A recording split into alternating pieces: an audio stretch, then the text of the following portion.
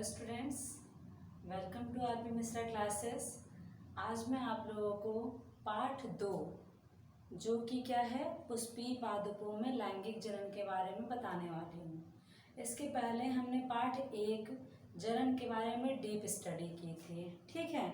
उसमें मैंने आप लोगों को क्या बताया था बेटा कि जो जनन होते हैं वो 2 टाइप्स के होते हैं।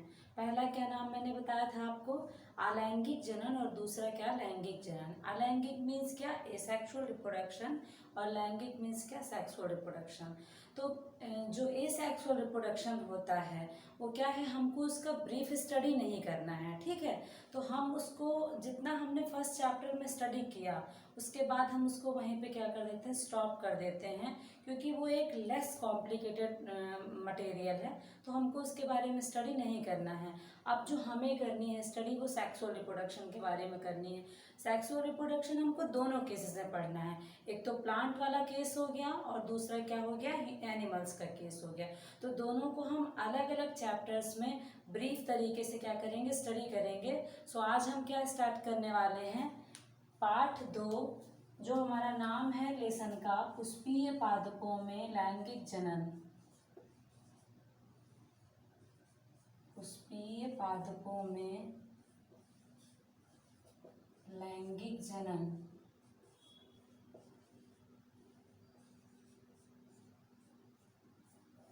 Sexual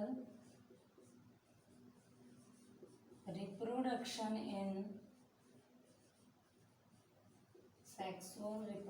in flowering plants.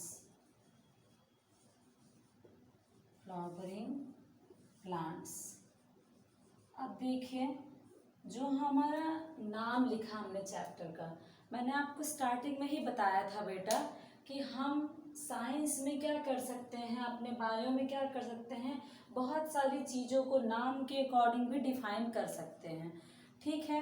तो हमारा जो ये चैप्टर है वो क्या बोल रहा है कि पुष्पीय पादपों में लैंगिक जनन। तो हमारा जो चैप्टर है इसमें हम सेक्सुअल रिप्रोडक्शन के बारे में बता रहे हैं। तो सबसे पहले इस लेसन के नाम को तोड़ दीजिए, ठीक है। तो हम पहले किसको तोड़ रहे हैं, सेक्सुअल रिप्रोडक्शन को, ओके। सेक्सुअल रिप्रोडक्शन को जब हम तोड़ेंगे तो इसका मीन्स क्या होता है कि एक मेल गैमेट और एक फीमेल गैमेट्स आपस में क्या होंगे, जब फ्यूज होंगे तो आफ्टर फ्यूजन उनमें क्या होगा, जायगोट बनेगा, और जायगोट के बाद क्या होगा, एक न्यू ऑर्गेनिज्म बनेगा, ठीक है।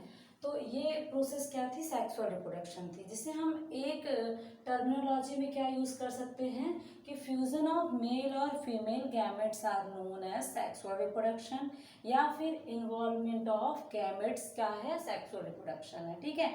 मतलब मेल और फीमेल गैमेट्स दोनों क्या होंगे, आपस में फ्यूज होते हैं। अब वो अलग अलग फ्लावर में भी हो सकते हैं और वो एक ही फ्लावर में हो सकते हैं।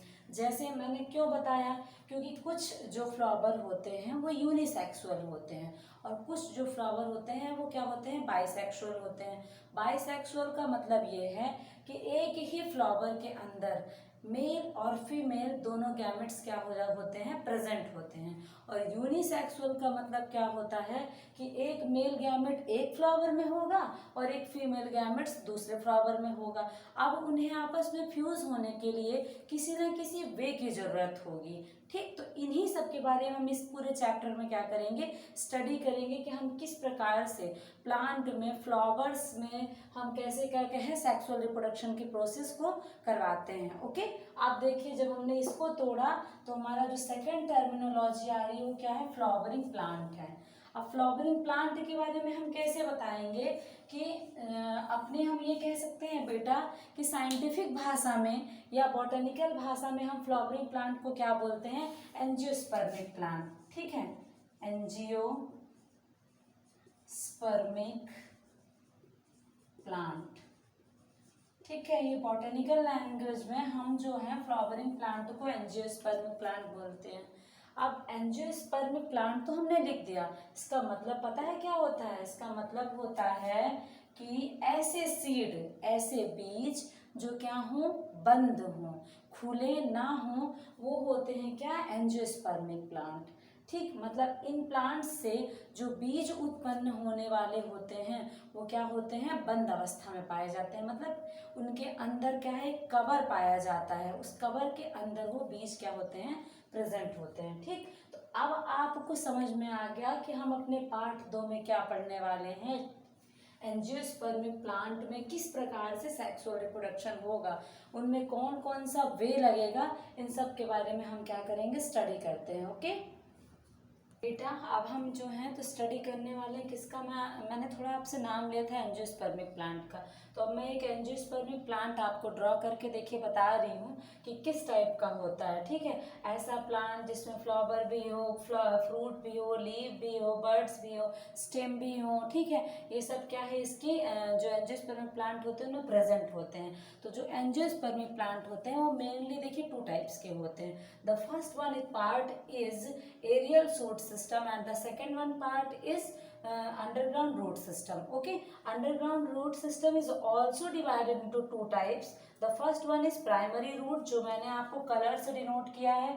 जो मेन रूट होती है, जो मोटी रूट होती है, ठीक है, वो क्या होती है, प्राइमरी रूट होती है, जो सबसे पहले आती है। फिर उसके बाद उसमें रेसे रेसे जैसे पतली पतली रूट्स निकली हुई होती हैं। देखिए मैंने ड्रॉ किया हुआ है, वो क्या है, आपकी सेकेंडरी रूट होती हैं। ठीक, तो जो रूट सिस्टम होता है वो क्या होता है, 2 प्रकार का होता है, एक प्राइमरी रूट सिस्टम हो गया और एक सेकेंडरी हो गया। ड्रॉ में आप अच्छे से इसको देख सकते हैं। ठीक, अब शूट सिस्टम देखते हैं तो हम सेकेंड जो पार्ट बताएंगे वो एरियल शूट सिस्टम है। ठीक है, वायवीय।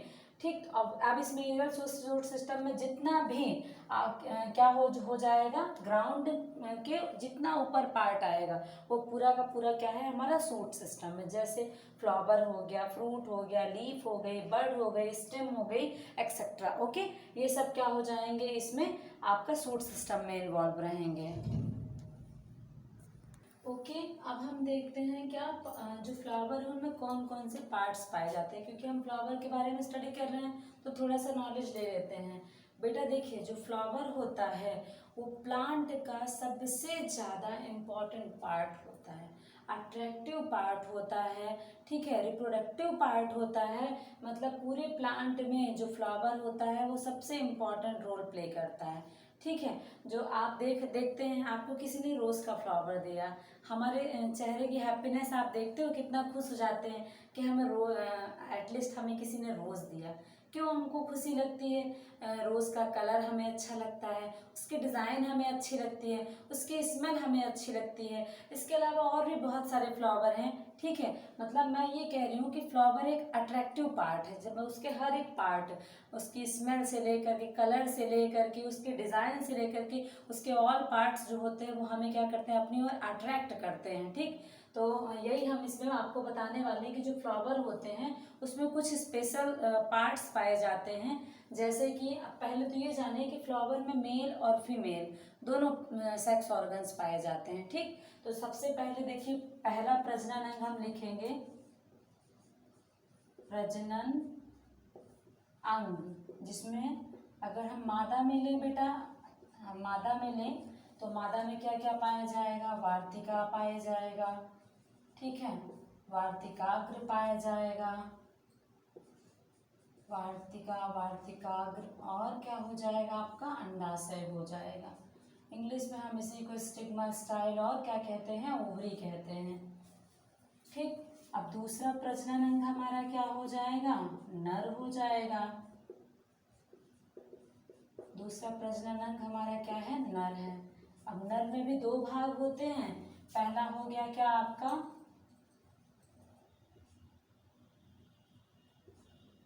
फ्लावर में, किसी भी फ्लावर में 3 पार्ट्स पाए जाते हैं। ठीक, मैंने अभी आपको कंडीशन बताई बेटा कि जो फ्लावर होते हैं वो 2 टाइप्स के होते हैं, बाइसेक्सुअल और यूनिसेक्सुअल। ठीक, तो मतलब उनमें हम डिवाइड कर रहे हैं कि जो प्रजनन अंग है वो मादा के रूप में क्या होंगे, वार्तिका, वार्तिकाग्र और अंडाशय, स्टिग्मा स्टाइल और ओवरी। ठीक है, फिर उसके बाद प्रजनन अंग जो नर में होंगे वो परागकोश और पुतंतु, एंथर और फिलामेंट के नाम से होंगे।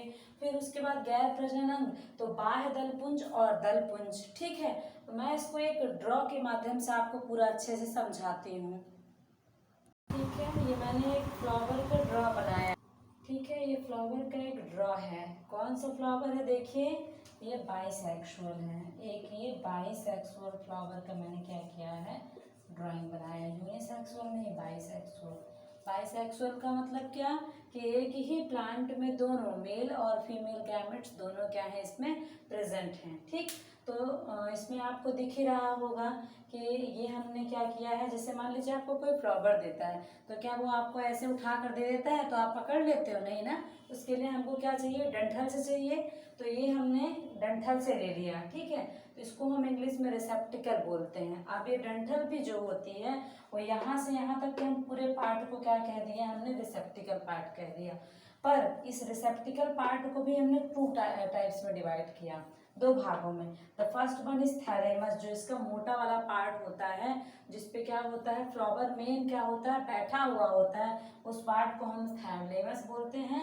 और जो एक पतली डंडी होती है उसे हम क्या कहते हैं, स्टॉक बोलते हैं। ठीक, अब आते हैं जो ये हमारे फ्लावर के नीचे ग्रीन कलर की पतली पतली 5-6 है ना, ऐसे पाई जाती हैं, ये देखिए। तो ये साइड साइड में इसको हम बोलते हैं सेपल्स या कैलिक्स, या यही है हमारा बाह्य दल पुंज। मेनली आप टोमेटो का मेन एग्जाम्पल मैं आपको बता रही हूँ, ब्रिंजल का मेन एग्जाम्पल बता रही हूँ। इनमें फ्रूटिंग के बाद भी, फ्लावर तो फ्लावर, आफ्टर फ्रूटिंग भी इसमें क्या होते हैं, ये लगे हुए होते हैं। इनका वर्क क्या होता है कि हमारे फ्रूट को क्या करते हैं, होल्ड करके रखते हैं, उनको सेफ्टी प्रोवाइड करते हैं। ठीक है, ये जो ग्रीन पार्ट्स होते हैं। अब देखिए अब बारी आती है ये जो कलर्ड पार्ट है, अलग अलग फ्लावर्स में अलग अलग रंगों का। This is the very most important and very attractive part of the flower. Okay, petals जो होता है, कोरोला जो होता है, दलपुंज होता है, अलग अलग फ्लावर में अलग अलग रंग के होते हैं। किसी में रेड होता है तो किसी में बैगनी होता है, तो किसी में वाइट होता है, तो किसी में पिंक होता है, अलग अलग कलर्स जो होते हैं। तो हमारे जो मेन अट्रैक्शन का पार्ट होता है वो क्या होता है, दलपुंज होता है। ठीक, मैंने आपको 11th में प्रैक्टिकल भी करवाया था। आफ्टर प्रैक्टिकल मैंने बताया भी था कि जो दलपुंज है, जो पेटल्स है, जो कोरोला है, वो मेन क्या होता है कि जो कीट होते हैं उनको क्या करता है, अपनी ओर अट्रैक्टिव करता है कि आओ मेरे ऊपर क्या करो, बैठ जाओ। ठीक है, this is the very most important part of the flower. Okay, next जो है वो देखिए, अब रिप्रोडक्टिव पार्ट में आते हैं। ये तो हमने गैर जो प्रजनन अंग थे, मतलब इसके जो इम्पोर्टेंट पार्ट्स थे ओनली उनके बारे में बताया। अब मैं मेन पार्ट्स में आती हूँ, जो कि क्या है, स्टेमन है हमारा और पुमंग है। इसी को हम क्या बोलते हैं, नर प्रजनन अंग बोलते हैं। बेटा ये 12th में इम्पॉर्टेंट भी क्वेश्चन हम ये कह सकते हैं कि 1 मार्क्स में आपसे ये पूछा जा सकता है कि निम्नलिखित में से पुष्प का नर भाग है या निम्नलिखित में से पुष्प का मादा भाग है, कौन सा है।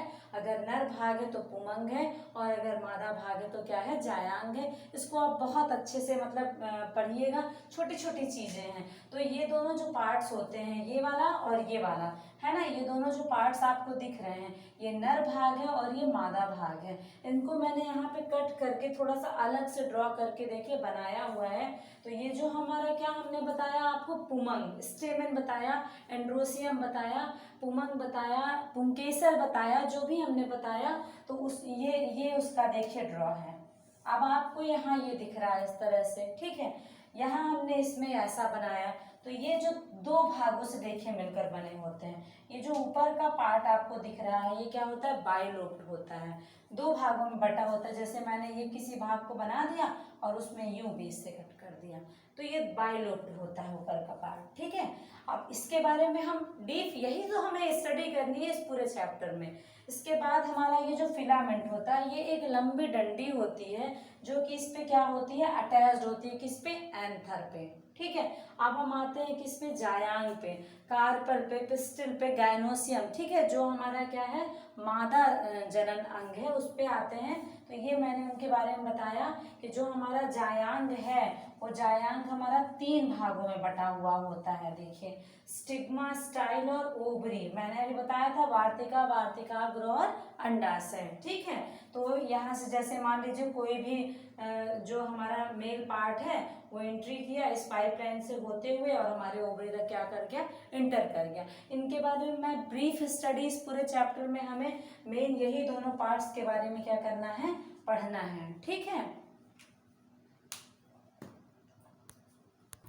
ठीक है, अब देखिए स्टेमन मतलब हम पुमंग का ड्रॉ ले रहे हैं आपको। अभी मैंने बताया कि पुमंग का मेन जो डायग्राम होता है वो कैसा होता है, ऐसा होता है। ठीक है, इस वाले डायग्राम को आप देखिएगा अच्छे से। इसमें दो भाग होते हैं, एक एंथर होता है, दूसरा क्या होता है फिलामेंट।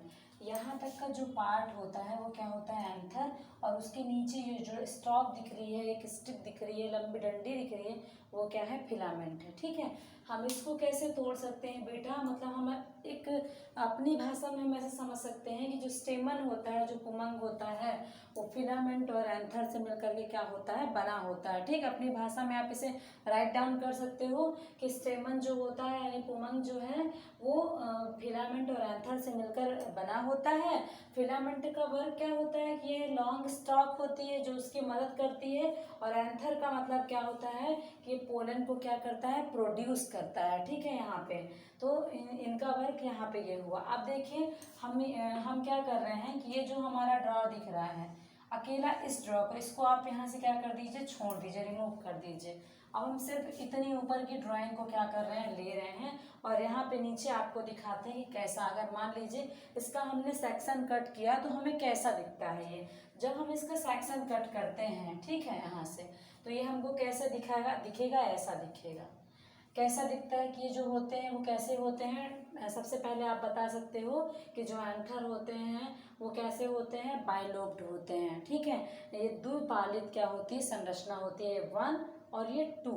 ठीक है, इनको देखकर आप बाहरी स्ट्रक्चर बता सकते हो कि जो एंथर होता है वो कैसा होता है, द्विपालित होता है, बाइलोब्ड होता है। फिर क्या बताओगे इसमें कि इनमें 2 थीकास, मतलब क्या होता है, 2 थीका। थीका का मतलब क्या कि जब हमने इसको बीच से कट कर दिया तो ये देखिए ये वाला पार्ट ऊपर हो गया और ये वाला पार्ट नीचे हो गया, यानी जब हमने 2 को क्या कर दिया, डिवाइड कर दिया, तो ये 4, ये देखिए यहाँ से ये ऊपर वाला पार्ट हो गया और ये क्या हो गया, नीचे वाले पार्ट हो गए। ठीक है, तो ये आप क्या इसमें बताओगे कि जो एंथर होता है वो बाइलोब्ड होता है, उसमें क्या होते हैं, 2 थीका पाए जाते हैं। फिर उसमें क्या बता सकते हो कि 4 स्पोरो जनरेट क्या होते हैं, पाए जाते हैं। ये देखिए 1 2 मतलब हर एक पार्ट में 2 पाए जाएंगे।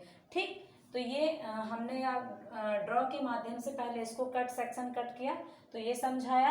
उसके बाद इसका भी अगर हम ब्रीफ स्टडी करते हैं कि इसके अंदर और कौन कौन से पार्ट देखिए पाए जा रहे हैं, तो सबसे पहले ये 3 लेयर से मिलकर बनी होती है। जो सबसे अंदर वाली लेयर होती है उसे हमने क्या नाम दिया, एंडोथीसियम नाम दिया। फिर उसके बाद बीच की लेयर को मिडिल लेयर नाम दे दिया, और उसके बाद जो लास्ट वाला पार्ट है उसे हमने एपिडर्मिस कह दिया। ठीक, मतलब 3 लेयर पाए जाते हैं, एंडोथीसियम, मिडिल लेयर और एपिडर्मिस।